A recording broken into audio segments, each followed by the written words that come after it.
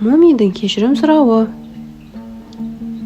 Мумий мен Ұзынқұлақ орманда өмір сүретін жан жануарлардың ішіндегі ең сүйкімділері болатын. Сол күні таңертең екі дос орманға қыдыруға кетті. Екі дос тау асып, су кешіп, өте алысқа ұзап кетті. Бір уақытта қатты шаршағандықтан демалып алуды жөн көрді. Ұзынқұлақ көк шөптің үстіне отыра кетті. Арқасын шөпке төсеп, аспанға қарады. Мумий де өте қалжырағандықтан жерге құлай салды. Дәл осы сәтте бір қызық жайт орын алды. Мумий ебедейсіз қозғалғандықтан Ұзынқұлақтың құлағына жатып алған екен. Ол тіпті досының құлағын ауыртып аламау деп ойламады. Орнынан да қозғалмады. Ұзынқұлақ құлағын ұстап орнынан атып тұрып айғайлап жіберді. Мумий, сен біраз абай болсаңшы, тым болмағанда жататын орныңа көз жүгіртіп қарауға болады ғой, деп ескерту жасады. Ал Мумий болса, қателігін мойындап, кешірім сұраудың орнына былай деді: саған да мен жататын жерге жатып алудың қажеті жоқ, деп дөрекі жауап берді.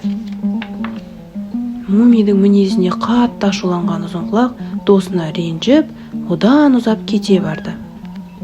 Мумий Ұзынқұлақ досының артынан айғайлап: кетсең кете бер, мен өзіме басқа дос тауып аламын, деді. Мумий ертеңінде тиынмен бірге тоғайға серуенге шықты. Тағы да қолапайсыздығының кесірінен сүйкімді тиынның құйрығына секіріп қалды. Тиын бар даусымен шыңғырып, досына ренжіді. Осылайша Мумий тиын досымен де ренжісіп қалды. Мумий дөрекі қолапайсыз әрекеттерінің себебінен сол күні қарғамен де, торғаймен де ренжісті. Осының бәріне өзі кінәлі болса да, олардың ешқайсысынан кешірім сұрамады. Ұзынқұлақ, тиын, қарға, торғай төртеуі бір жерге жиналып, Мумийге жақсы сабақ болатындай амал ойластырды. Қорбаңбай қонжық бірнеше күннен кейін өзіне жаңа дос тауып алады. Тағы да абайсыздығының кесірінен досының үстіне отырып қалады. Бірақ бұл жолы досының емес, өзінің жаны көзіне көрініп, ойбайлап тұра жүгіреді. Себебі оның жаңа досы Кірпі екен. Мумийдің ескі достары Кірпімен әдейі кездестіріп, оны осылайша тәрбиелегісі келген еді.